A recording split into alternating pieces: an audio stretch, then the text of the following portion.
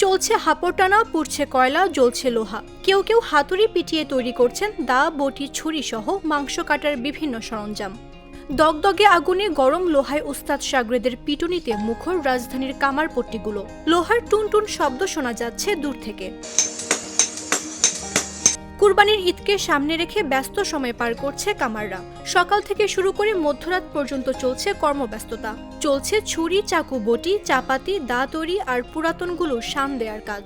এমন ব্যস্ততা চলবে ঈদের দিন পর্যন্ত। এখনো বাজারে গরু ওঠে নাই, কিছু লোকে আগাম কিছু মালামাল নিতে আছে আর কি। ঈদের মনে করেন এক সপ্তাহ আগে প্রস্তুতি নিয়ে রাখে আগে। অনেকে মনে করে যে চান্দাইতে কিনবো বা তার আগের দিন কিনবো, 2-3 দিন আগে কিনবো, এই হিসাবে অনেকে মনে করেন ঈদের 2-3 দিন আগে আসে। কুরবানি উপলক্ষে আমরা কামারিয়া যে আইটেমগুলো গরু কাটাকাটি করার জন্য বানানো লাগে, ওটা আমরা নিজেরা বানাই পুরোপুরি প্রস্তুতি নেওয়া শেষ। এখন শুধু আমাদের বিক্রি করার সময় চলে আসছে। না, আমাদের এই বছর আইটেমের দামগুলো আপনার অন্য বছরের তুলনায় ওইভাবেই আছে, অন্তত বাড়াই নাই। যেমন আমাদের আগের যে দামগুলো আরও 1-2 বছর আগে যে রেট ছিল, এখন এই দামে বিক্রি করতেছি। তবে কাঁচামালের দাম বেশি হয়ে যাওয়ায় জিনিস বানাতে খরচ পড়ছে বেশি, তাই বিক্রি দামও বেশি।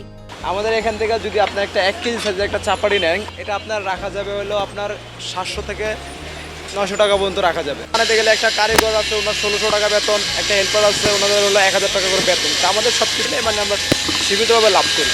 বছরের বেশিরভাগ সময় কামার শিল্পীরা অলস সময় কাটালেও প্রতি বছর কুরবানির ঈদে কেনাবেচা বেড়ে যায়। তাই তো তীব্র গরমেও অতিরিক্ত পরিশ্রমেও হাসি ফোটে এই কামার শিল্পীদের মুখে। মামদুহা রাইসা, জাগো নিউজ।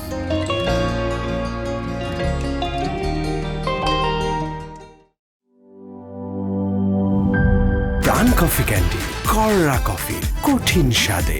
হাইকে বলো বাই।